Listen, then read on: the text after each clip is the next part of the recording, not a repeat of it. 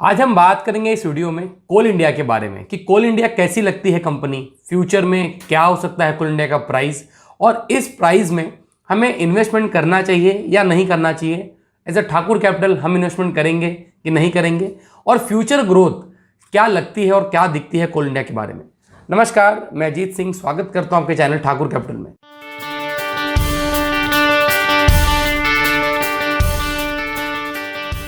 अगर देखा जाए तो कोल इंडिया वर्ल्ड की सबसे बड़ी कंपनी है जो कोल प्रोड्यूस करती है। वर्ल्ड की सबसे बड़ी कंपनी है जो कोल प्रोड्यूस करती है। अब उसके बाद बात करें कि कोल प्रोड्यूस करके इंडिया करता क्या है, तो हम लोग ये देख सकते हैं कि जो पावर कंजम्पशन है वो ज़्यादा करके इंडिया में कोल के ही थ्रू हम जनरेट करते हैं। तो हम ये देख सकते हैं कि अमेरिका में एनर्जी कौन कौन से सोर्सेज से डेवलप की जाती है, यहाँ पे आपको चार्ट में देखने मिलेगा। अगर देखें तो जो कोल का परसेंटेज है वो 19.3% ही है, मतलब ओवरऑल जो नेचुरल गैस है उससे 40% है, कोल से 19% है, पेट्रोलियम से 0.4% है। तो कोल का परसेंटेज अगर देखें तो बहुत ही कम है। उसके बाद अगर हम लोग चाइना की बात करें कि चाइना जो है वो कितना प्रोड्यूस करता है कोल से एनर्जी, तो चाइना 62% एनर्जी कोल से जनरेट करता है। उसके बाद जो नेचुरल गैस है उससे 3.2%। हमने ये देखा कि अमेरिका 40% जो है वो ओवरऑल नेचुरल गैस से प्रोड्यूस करता है, क्योंकि जो पोल्यूशन है कोल से वो सबसे ज़्यादा होने के चांसेस हैं और सबसे ज़्यादा पोल्यूशन होता है। इसकी वजह से लोग फ्यूचर एनर्जी पे धीरे धीरे शिफ्ट होते जा रहे हैं, जो एक ग्रीन एनर्जी है, जैसे सोलार पावर है। यहाँ पे हम लोग ये देखने के लिए हमको मिल रहा है। अब बात करें इंडिया कोल का प्रोडक्शन, कोल कंज्यूम कितना करता है, तो इंडिया 53.1% कोल से इलेक्ट्रिक जनरेट करता है ओवरऑल। जितना भी अगर हम लोग 100 वॉल्ट बना रहे हैं तो उसमें 53.1% कोल से हम लोग जनरेट करते हैं इलेक्ट्रिसिटी।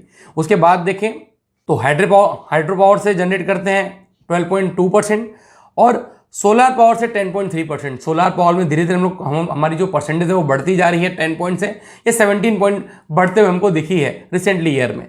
उसके बाद हम लोग ये बात करें तो जो सेक्टर हैं जो पावर जनरेट करते हैं उसमें सेंट्रल गवर्नमेंट जो पावर जनरेट करती है वो ओवरऑल 100 अगर हम लोग जनरेट करते हैं 100 मेगावाट, तो उसमें 25.2% सेंट्रल गवर्नमेंट, जो स्टेट गवर्नमेंट है वो 27% और जो प्राइवेट प्लेयर्स करते हैं 47% प्राइवेट प्लेयर इलेक्ट्रिक जनरेट करते हैं। उसमें टाटा पावर है, अदानी ग्रीन है। तो ये देख सकते हैं कि इतने जो प्राइवेट प्लेयर्स हैं वो 47.7% इलेक्ट्रिक जनरेट करते हैं इंडिया में टोटल डिमांड का।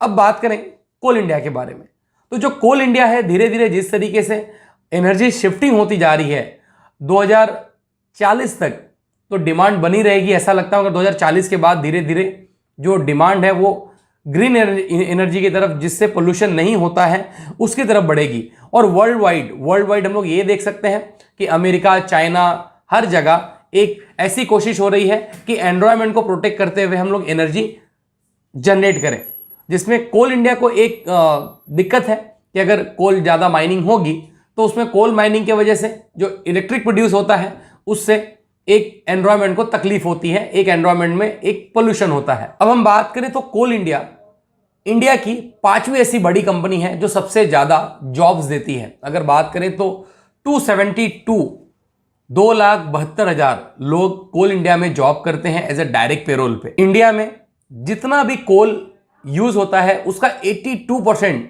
कोल अकेले कोल इंडिया प्रोड्यूस करती है। मतलब कंजम्पशन में अगर देखें तो 100 अगर कोल यूज होने वाले तो 82 कोल इंडिया प्रोड्यूस करती है, जनरेट करती है, माइनिंग करती है। तो ये देख सकते हैं कि मार्केट लीडर है कोल इंडिया अपने सेगमेंट में। उसके बाद ही हम लोग ये बात करें तो गवर्नमेंट ने प्राइवेट प्लेयर्स को भी कोल माइनिंग के लाइसेंस दिए, जिसके बाद हमको कोल इंडिया के शेयर्स प्राइस में एक 5 साल में बहुत ही भयंकर तरीके से गिरावट देखने के लिए मिली। जो पहले प्राइस 350-400 पे था, आज वो 140 के नज़दीक में ट्रेड कर रहा है, बिकॉज ऑफ एक कंपटीशन बढ़ता हुआ दिखेगा कोल इंडिया के लिए। अब बात करें तो जो अभी की बात करें तो कोल इंडिया 8 राज्यों में अपने 84 खदानों से माइनिंग कर रही है।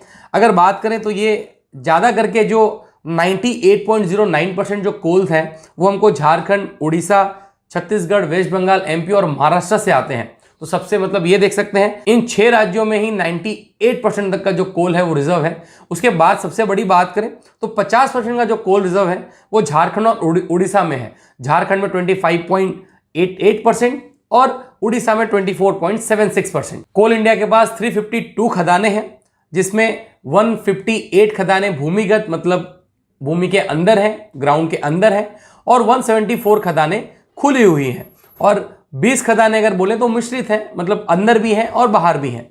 अब बात करें कोल इंडिया पे लोगों ने भरोसा कैसे दिखाया था, तो जब आईपीओ आया था 2010 में कोल इंडिया का, तो उनको 15,500 करोड़ जनरेट करने थे, मगर जो आईपीओ का सब्सक्रिप्शन है वो 14.7% आया, मतलब 2,52,000 करोड़ एक सब्सक्रिप्शन हमको मतलब वैल्यूएशन देखने के लिए मिली। मतलब लोग इतने एग्रेसिव थे कोल इंडिया में इन्वेस्टमेंट करने के लिए।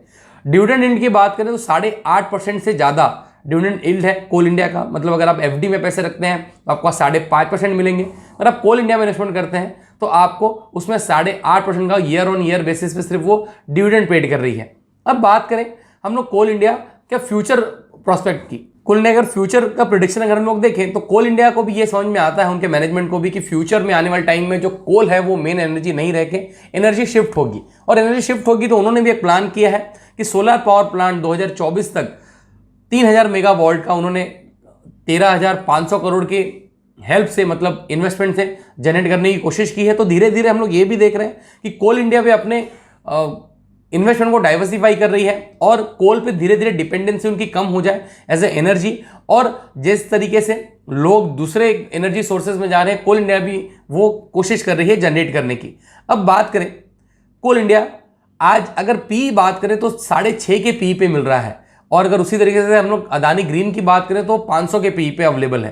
तो ये देख सकते हैं इतना बड़ा डिफरेंस बहुत बड़ा है। ये क्यों है डिफरेंस? ऐसा लगता है कि जो एनर्जी कंपनी है, जो ग्रीन एनर्जी कंपनीज है, वो आगे बेहतर प्रदर्शन करेंगी, और जो कोल इंडिया है उसे वहां पे शिफ्ट होने, क्योंकि आप ये देख सकते हैं कि बहुत बड़ी कंपनी अपने धीरे धीरे किसी जहां से उनको रेगुलर कैश आ रहा है और वो कैश जनरेट कर रही है, वहां से शिफ्ट होने में उनको दिक्कत होती है, मगर धीरे धीरे वो कोशिश कर रही है कि वहां से शिफ्ट होके वहां से भी एक अपने बिजनेस को डाइवर्सिफाई करें और ग्रीन एनर्जी की तरफ वो शिफ्ट हो। कोल इंडिया के इस बिजनेस में इस प्राइस पे अगर हम लोग प्राइस देखें 350 था, पहले 300 था, पर इस प्राइस पे 144 रुपीज के प्राइस पे जरूर थोड़ा सा इन्वेस्टमेंट हमारा करना बनता है। एज अ ठाकुर कैपिटल हम जरूर उसमें थोड़ा सा अपना इन्वेस्टमेंट करेंगे, और कंपनी एक प्रॉफिटेबल कंपनी है, एक ग्रोइंग कंपनी है, और ऐसा लगता है आने वाले टाइम में अगर कंपनी ने अपने आप को डाइवर्सिफाई किया तो अच्छी तरीके से वो कैश जनरेट करके अपने इन्वेस्टर्स को देगी, और जिस तरीके से वो डिविडेंड दे रही है वो डिविडेंड भी कंटिन्यू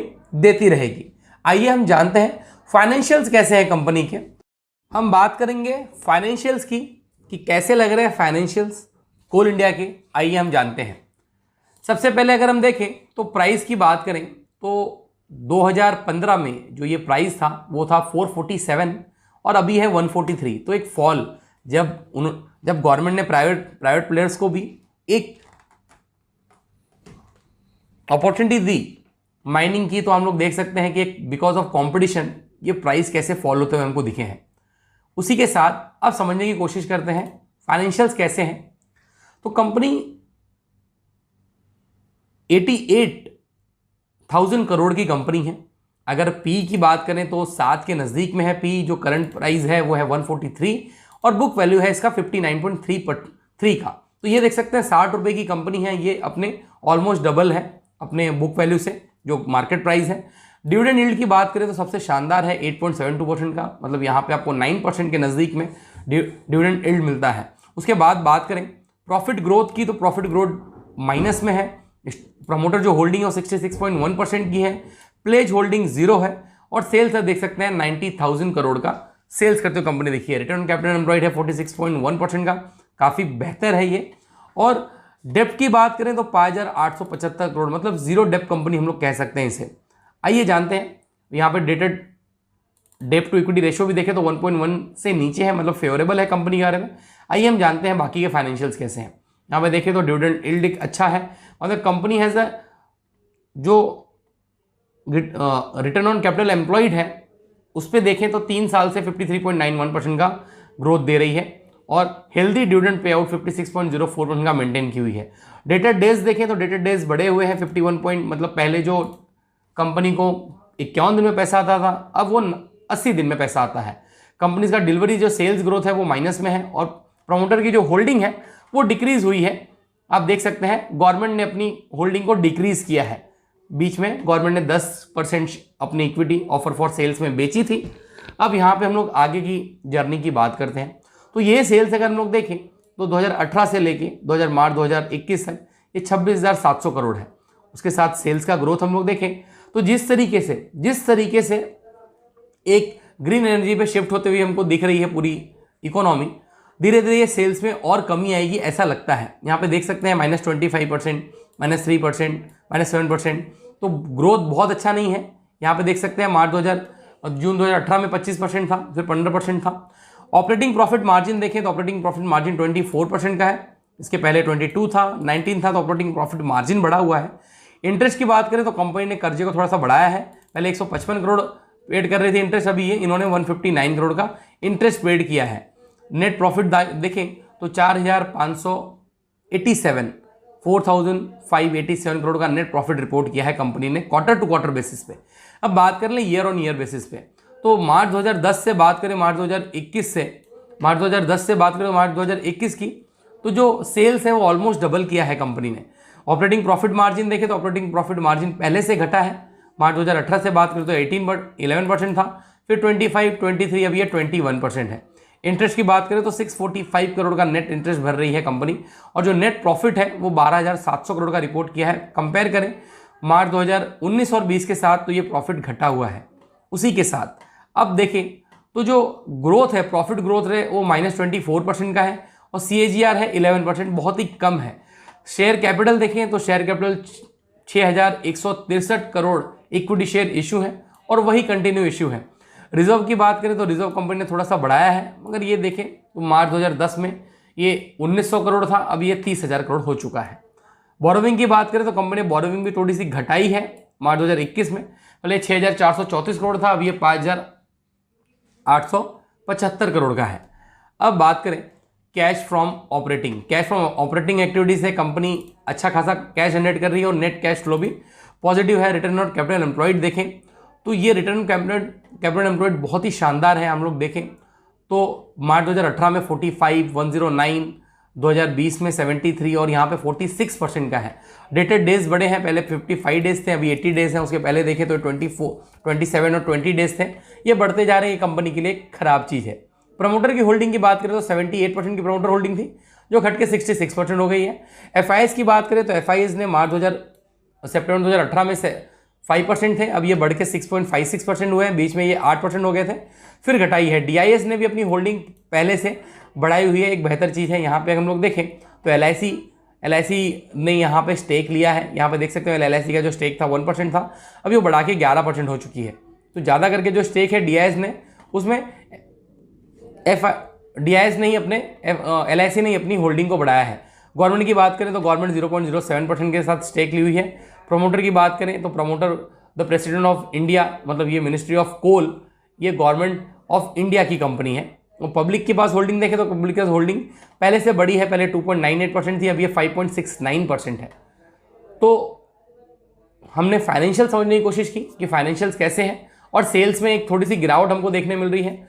कम से कम 3 से 4 साल या 2 साल कोल इंडिया के जो प्राइजेस हैं कहीं यहीं घूमेंगे। उसके बाद जिस तरीके से ग्रीन एनर्जी पे शिफ्ट हो रही है कंपनी, उसके बाद हमको थोड़ा इसमें स्ट्रेंथ आता हुआ दिख सकता है। अगर आपने कोल इंडिया में इन्वेस्टमेंट किया है या करना चाहते हैं तो ये वीडियो को जरूर देखें और अपने फ्रेंड और रिलेटिव के साथ भी इस वीडियो को शेयर करें, कि हम ये देख सकें कि हम जो एनर्जी यूज करते हैं, जो इलेक्ट्रिक यूज करते हैं, कौन सी कंपनी है जो ये जनरेट करने में हेल्प करती है।